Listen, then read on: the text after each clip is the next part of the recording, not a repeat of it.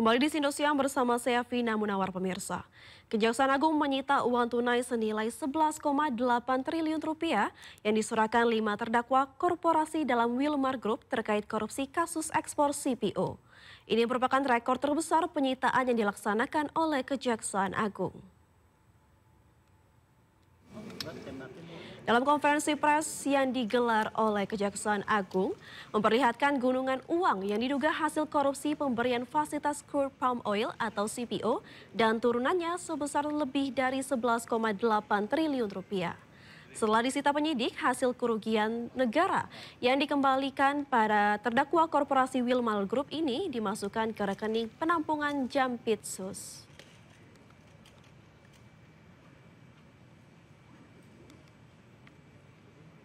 Kita merupakan bentuk pengembalian kerugian keuangan negara yang dilakukan dalam tahap penuntutan, ya. Oleh karenanya, karena perkara ini belum berkekuatan hukum tetap, maka kami melakukan penyitaan terhadap uang yang dikembalikan dimaksud. Dan pada kesempatan ini tentu kami memaknai bahwa ini bentuk kesadaran yang diberikan oleh korporasi dan bentuk kerjasama karena ada kesadaran untuk pengembalian kerugian keuangan negara itu, dan tentu kami juga mengapresiasi dan menghormati serta menghargai atas apa yang menjadi sikap dari korporasi dimaksud. Dan kita harapkan tentu dengan upaya-upaya pengembalian ini juga akan menjadi contoh bagi korporasi yang lain atau bagi pihak-pihak yang lain yang sedang berperkara, bahwa sebagaimana kami maksudkan, upaya-upaya penegakan hukum yang represif harus sebanding, linear, sejalan dengan upaya-upaya pengembalian kerugian keuangan negara dalam rangka pemulihan keuangan negara. Sementara itu pemirsa, tersangka kasus perintangan penyidikan dan penuntutan kasus ekspor CPO, timah dan kasus importasi gula, Marcella Santoso menyampaikan permintaan maaf karena telah membuat sejumlah konten dan narasi negatif terhadap institusi Kejagung. Video permintaan maaf Marcella ditayangkan dalam konversi pers yang digelar Kejagung kemarin. Sampaikan dari hati saya yang paling dalam terkait dengan perkara pasal 21 kasus timah, kasus CPO, dan kasus gula, bahwa saya menyadari di dalam proses penanganan perkara ini terdapat postingan yang sebenarnya sama sekali tidak terkait dengan perkara yang ditangani. Antara lain terkait dengan isu kehidupan pribadi Bapak Jaksa Agung, isu Pak Jampitsus, isu Bapak Dirdik, dan bahkan terdapat juga isu pemerintahan Bapak Presiden Prabowo seperti petisi RUU TNI dan juga Indonesia Gelap.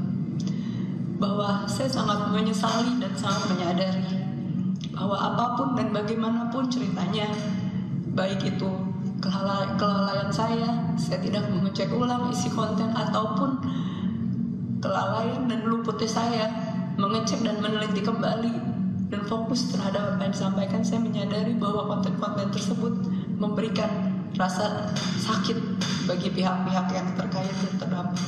Untuk itu dari hati yang paling dalam saya sampaikan penyesalan, dan saya meminta maaf kepada bapak-bapak dan mungkin pihak lain yang terkait dan terdampak, bahwa saya sejujurnya tidak pernah merasa ada ketidaksukaan atau kebencian secara pribadi, baik dengan institusi, ataupun dengan pemerintahan, ataupun dengan personal.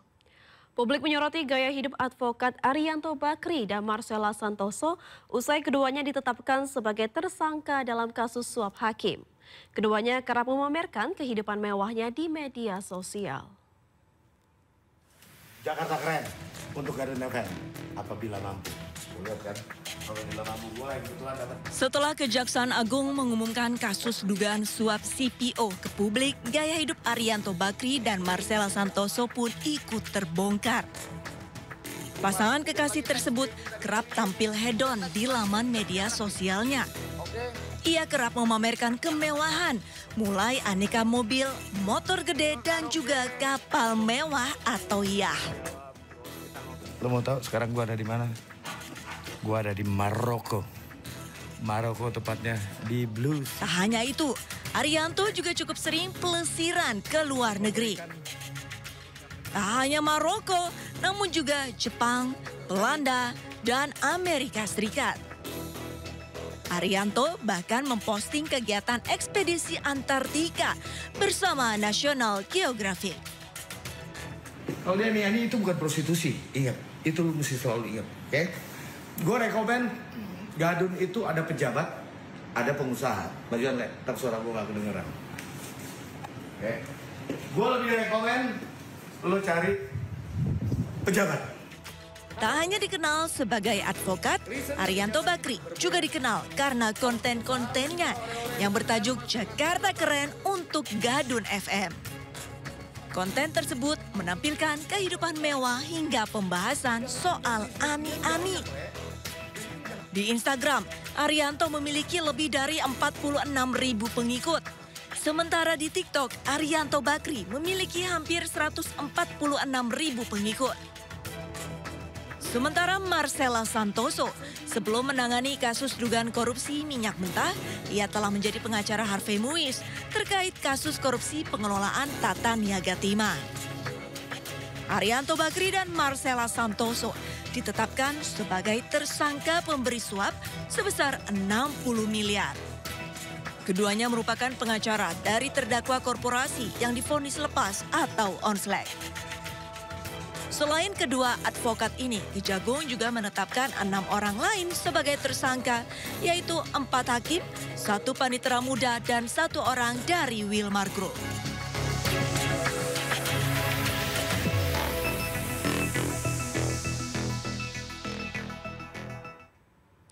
Ya pemirsa, 8 tersangka ditetapkan dalam kasus dugaan suap vonis lepas terdakwa korupsi ekspor CPO. Mirisnya, sebagian besar di antaranya adalah hakim.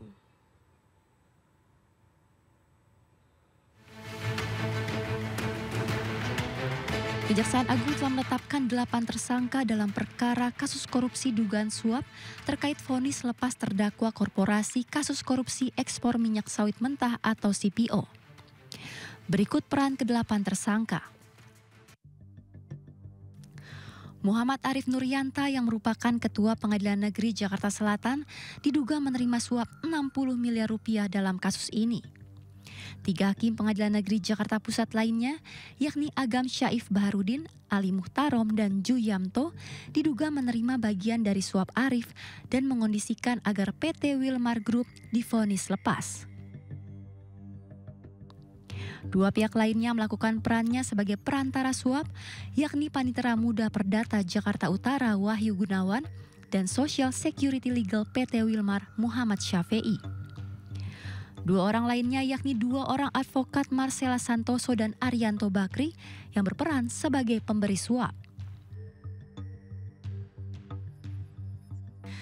Adapun awal mula kasus korupsi ekspor CPO bermula saat Indonesia mengalami krisis minyak goreng pada 2022 silam.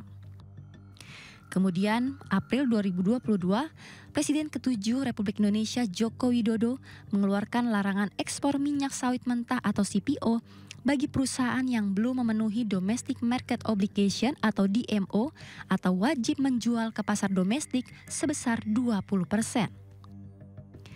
Namun Permata Hijau Group, Wilmar Group, dan Musimas Group telah mengekspor CPO meski belum memenuhi DMO 20%. Pemberian fasilitas ekspor kepada 3 korporasi ini lalu diadili di Pengadilan Tipikor pada Pengadilan Negeri Jakarta Pusat. Jaksa penuntut umum lalu menuntut pidana ganti rugi pada 3 korporasi tersebut. Pada 19 Maret 2024, Majelis Hakim menjatuhkan vonis lepas terhadap ketiga korporasi.